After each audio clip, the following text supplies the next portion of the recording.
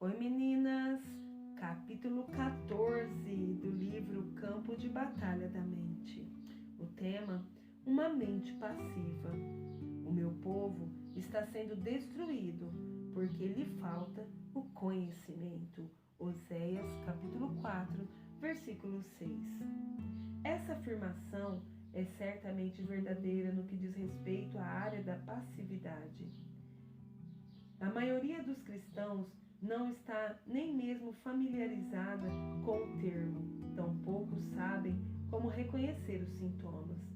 Passividade é o oposto da atividade, é um problema perigoso porque a palavra de Deus ensina claramente que devemos estar alertas, sóbrios e ativos, em 1 Pedro 5:8, que devemos reavivar a chama e agitar o dom que há em nós, 2 Timóteo 1:6.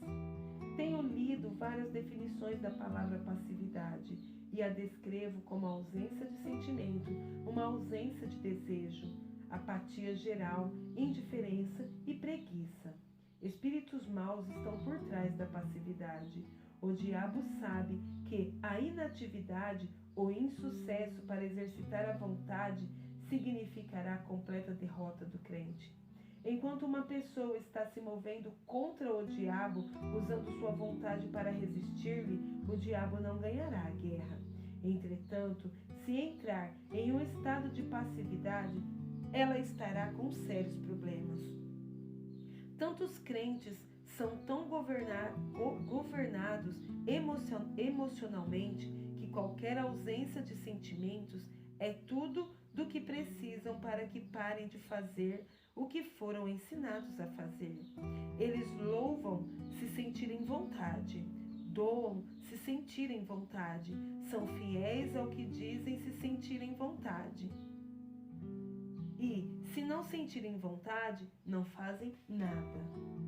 O espaço vazio é um lugar. Nem deis lugar ao diabo. Efésios 4:6. O lugar que damos a Satanás é frequentemente um espaço vazio. Uma mente vazia e passiva pode facilmente ser cheia com todos os tipos de pensamentos errados. Um crente que tem uma mente passiva e que não resiste a esses pensamentos errados, frequentemente os toma como seus próprios pensamentos. Ele não percebe que o espírito mau os injetou em sua mente, porque havia espaço vazio lá para ser preenchido.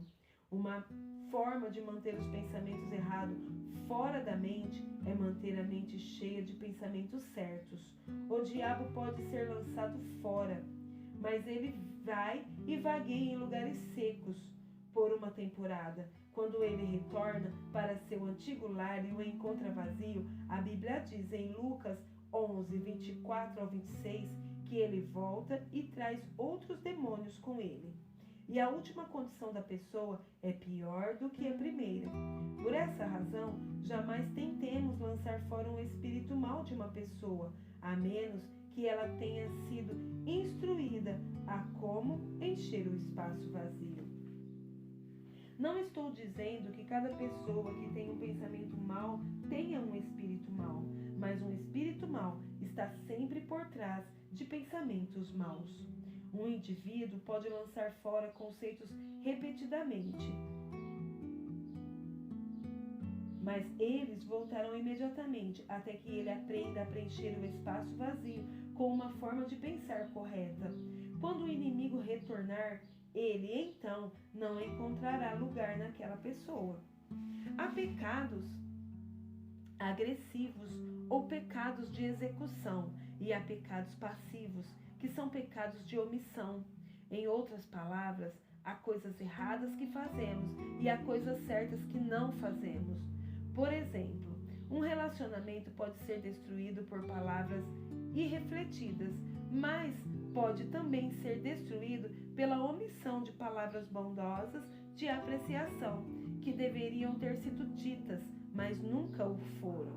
Uma pessoa passiva pensa que não está fazendo nada errado, porque ela não está fazendo nada. Confrontada com seu erro, ela dirá: eu não fiz nada. Sua análise é correta, mas seu comportamento não é. O problema surgiu precisamente porque ele não fez nada. Superando a passividade. Há alguns anos, meu marido Dave teve alguns problemas com a passividade. Havia certas coisas em que ele era ativo. Ele ia trabalhar todo dia, jogava golfe aos sábados e assistia ao futebol aos domingos.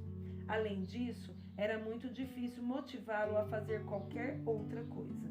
Se eu precisasse de um quadro pendurado na parede, poderia levar 3 ou 4 semanas para ter isso feito. Isso causava grande atrito entre nós. A mim, parecia que ele fazia o que queria e que, além disso, não fazia nada. Dave amava o Senhor, e quando ele o procurou a respeito do seu problema, ele o fez observar algumas informações sobre a passividade e seus perigos. Ele descobriu que espíritos maus estavam por trás de sua inatividade.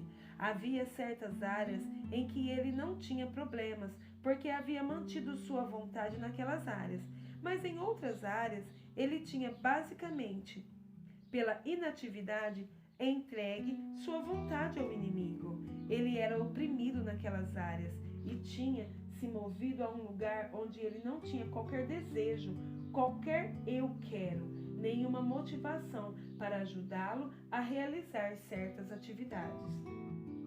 O estudo da palavra de Deus e a oração eram duas outras áreas nas quais ele era passivo. Como eu sabia que ele não estava buscando a Deus por direcionamento, era-me difícil ouvi-lo. De qualquer forma, eu tinha um problema de rebeldia, e você pode ver como o diabo usou nossas fraquezas contra nós mesmos.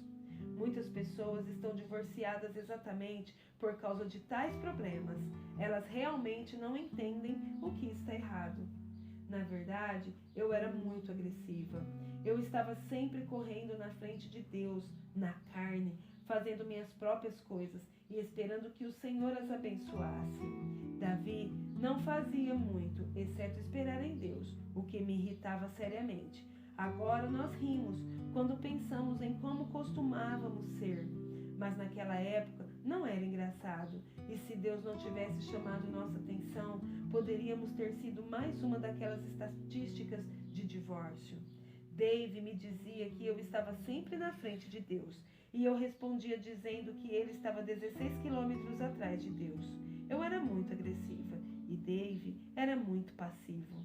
Quando o crente está inativo em qualquer área em que ele tem capacidade ou talento, essa área particular começa a atrofiar ou torna-se imobilizada. Quanto mais tempo ele não faz nada, menos ele quer fazer. Um dos melhores exemplos é o exercício físico. Estou no momento em um bom programa de exercício e quanto mais me exercito, mais fácil fica. Quando comecei era muito difícil. Doía cada vez que eu seguia o programa, porque eu havia estado inativa e passiva no que diz respeito a exercício físico por um longo tempo. Quanto mais tempo eu não fazia nada, pior ficava a minha condição física. Eu estava ficando cada vez mais fraca, dada a não utilização dos meus músculos. Dave começou a ver o que era o seu problema. Ele estava lidando com espíritos maus que o estavam oprimindo por causa de sua inatividade de longo termo. Quando o Espírito Santo revelou-lhe a verdade, Dave determinou que ele seria outra vez ativo e agressivo, não preguiçoso ou procrastinador. Tomar a decisão foi a parte mais fácil, colocá-la em ação foi a parte mais difícil. Era difícil porque cada uma das áreas em que ele havia sido passivo tinha agora de ser exercitada até que ficasse forte outra vez. Ele começou a se levantar às 5 da manhã para ler a palavra e orar antes de sair para o trabalho. A batalha começou. O diabo não quer abrir mão do terreno que ele já ganhou e não vai desistir sem luta. Dave se levantava para passar um tempo com Deus e adormecia no sofá. Mesmo que houvesse manhãs em que adormecia, ele estava fazendo progresso, simplesmente porque ele estava saindo da cama e tentando construir uma vida de oração. Houve momentos em que ele ficou entediado. Havia dias em que ele sentia que não estava tendo nenhum progresso, em que, de qualquer forma, ele não estava entendendo o que estava lendo e sentindo que suas orações não estavam sendo ouvidas. Mas ele persistiu por causa da revelação do Espírito Santo sobre essa condição chamada passividade. Comecei a notar que, quando eu precisava de que Dave pendurasse um quadro ou consertasse alguma coisa na casa, ele respondia imediatamente. Ele estava começando a ter seus próprios pensamentos outra vez e a tomar suas próprias decisões. Muitas vezes ele não tinha vontade de fazê-lo, ou até mesmo não queria fazê-lo no seu natural, mas ele ia além dos seus sentimentos e desejos carnais. Quanto mais ele agia em relação ao que sabia que era o correto, mais liberdade desfrutava. Serei honesta e lhe direi que não foi fácil para ele. Ele não foi liberto em uns poucos dias ou umas poucas semanas. A passividade é uma das condições mais difíceis de ser superada porque, como mencionei, não há sentimento para emprestar suporte. Dave persistiu com a ajuda de Deus e agora ele não é nem um pouquinho passivo. Ele é o administrador de vida na palavra, supervisiona todos os nossos programas de rádio e televisão e é responsável por todos os aspectos financeiros do ministério. Viaja comigo em tempo integral e toma decisões em relação aos nossos programas de viagem. É também um excelente homem de família. Ora e regularmente passa tempo estudando a palavra de Deus. Em resumo, ele é um homem para ser respeitado e admirado. Ele ainda joga golfe e assiste a esportes, mas agora ele também faz outras coisas que se espera que faça. Conhecendo-o e vendo tudo o que ele faz, ninguém pensaria que ele já foi tão passivo como era no passado. A condição de passividade pode ser superada, mas o primeiro passo para superar a passividade nas ações é superar a passividade na mente. Dave não poderia ter progresso até que tomasse a decisão e mudasse sua maneira de pensar. A ação correta acompanha o pensar correto. E não vos conformeis com este século, mundo moldado e adaptado de acordo com seus costumes externos superficiais, mas transformai-vos pela completa renovação da vossa mente, por seus novos ideais e novas atitudes. Romanos, capítulo 12, versículo 2. Há um princípio dinâmico mostrado do começo ao fim na palavra de Deus. E pessoa alguma jamais andará em vitória, a menos que entenda e opere nele. A ação correta acompanha o pensar correto. Deixe-me colocar de outra forma. Você não modificará seu comportamento até que modifique seus pensamentos. Na ordem das coisas de Deus, o pensar correto vem primeiro e a ação correta o segue. Creio que a ação certa ou o comportamento correto é fruto do pensar corretamente. Muitos crentes se desgastam tentando agir corretamente, mas o fruto não é produto de luta. O fruto vem como resultado de se permanecer na videira. João 15:4. E permanecer na videira envolve ser obediente. João 15:10. Eu sempre uso Efésios 4:22-24 quando ensino esse princípio. O verso 22 diz: Vos despojeis do velho homem, desvesti-vos e jogai fora vosso velho e não renovado, eu que caracterizava vossa maneira anterior de vida e que se corrompe segundo as concupiscências e desejos que brotam do engano. O verso 24 continua o pensamento dizendo: E vos revistais do novo homem, o eu regenerado, criado segundo Deus, em justiça e retidão, procedentes da verdade. Assim vemos que o verso 22 basicamente nos diz para pararmos de agir inadequadamente, e o verso 24 nos diz para começarmos a agir adequadamente. Mas o verso 23 é o que eu chamo de ponte bíblica. Ele nos diz como ir do verso 22, agindo inadequadamente, ao verso 24, agindo adequadamente. E vos renoveis constantemente no espírito do vosso entendimento, da vossa mente, tendo uma nova atitude mental e espiritual. É impossível ir de um comportamento errado a um comportamento correto sem primeiro mudar os pensamentos. Uma pessoa passiva pode querer fazer a coisa certa, mas ela jamais conseguirá isso a menos que ative sua mente propositadamente e alinhe com a palavra e a vontade de Deus.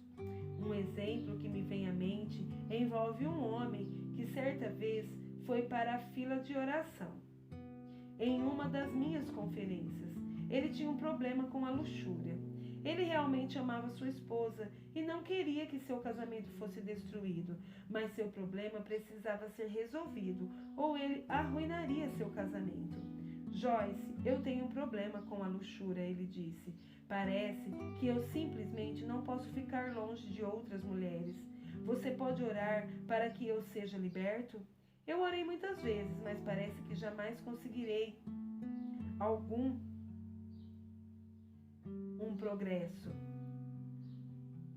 Isso foi o que o Espírito Santo me ordenou que lhe dissesse. Sim, eu vou orar por você, mas você deve ser responsável pelo que permite e que lhe seja mostrado na tela da sua mente. Você não pode visualizar fotografias pornográficas em seu pensamento ou imaginar-se com essas outras mulheres se você quer desfrutar liberdade. Como esse homem, outros vieram a perceber imediatamente, porque eles não estavam experimentando um progresso, mesmo que quisessem ser libertos.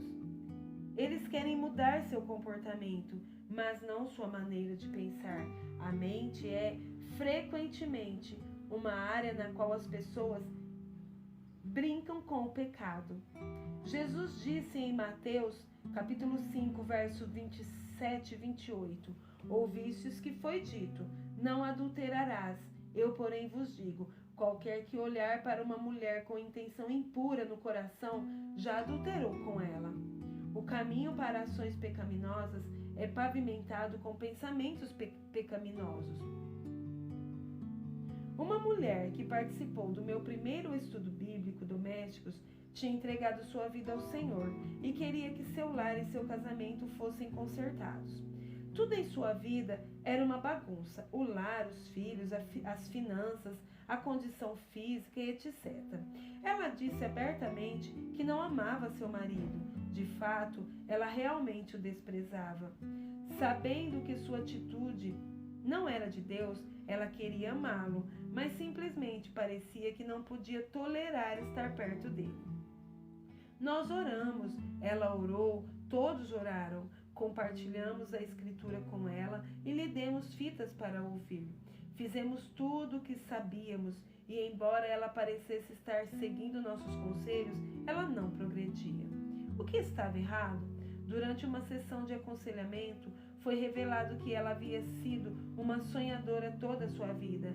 Ela estava sempre imaginando uma existência de conto de fadas, na qual ela era a princesa e o príncipe via para a casa do trabalho com flores e doces, emocionando-a com sua devoção a ela. Ela passava os dias pensando assim. E quando seu marido, cansado, acima do peso, suado e sujo, chegava em casa depois do trabalho, com um dente faltando, ela o desprezava. Pense nessa situação por um momento. A mulher era nascida de novo e ainda assim sua vida estava uma bagunça. Ela queria obedecer a Deus e viver para ele, e também queria amar seu marido, porque sabia que essa era a vontade de Deus. Ela queria ter vitória em sua vida e em seu casamento, mas sua mente a estava derrotando. Não havia como ela superar sua aversão por seu marido até que ela começasse a operar com uma mente sadia. Ela estava vivendo mentalmente em um mundo que não existia e jamais existiria. Portanto, estava inteiramente despreparada para lidar com a realidade. Ela tinha uma mente passiva, uma vez que não estava escolhendo seus pensamentos de acordo com a palavra de Deus. Os espíritos maus injetaram pensamentos em sua mente. Enquanto ela pensasse que eram seus próprios pensamentos e tivesse prazer neles, jamais experimentaria vitória. Ela mudou sua forma de pensar e sua vida começou a mudar. Ela mudou sua atitude mental em relação a seu marido e ele começou a mudar sua aparência e seu comportamento em relação a ela. Fixe sua mente no que está acima. Portanto, se fostes ressuscitados juntamente com Cristo para uma nova vida, portanto, compartilhando sua ressurreição dos mortos, buscai e tende como objetivo as coisas, os tesouros ricos e eternos, lá do alto, onde Cristo vive, assentado à direita de Deus. Pensai, fixai e mantende vossas mentes nas coisas lá do alto, nas coisas mais elevadas, não nas que são aqui da terra. Colossenses, capítulo 3, do verso 1 e 2. Observamos outra vez o mesmo princípio. Se você quer viver a vida ressurreta que Cristo providenciou, então busque essa vida nova e poderosa, fixando sua mente nas coisas do alto, não nas coisas da terra. O apóstolo Paulo está simplesmente dizendo que se queremos uma boa vida, então devemos manter nossa mente em coisas boas. Muitos crentes querem uma vida boa, mas estão passivamente sentados desejando que alguma coisa boa lhes aconteça. Frequentemente, eles têm ciúmes dos outros que estão vivendo em vitória e se ressentem porque a vida deles é tão difícil. Se você deseja vitória sobre seus problemas, se você verdadeiramente quer viver a vida ressurreta, você deve ter força de caráter e não apenas força de desejo. Você deve ser ativo, não passivo. A ação correta começa com pensamento correto.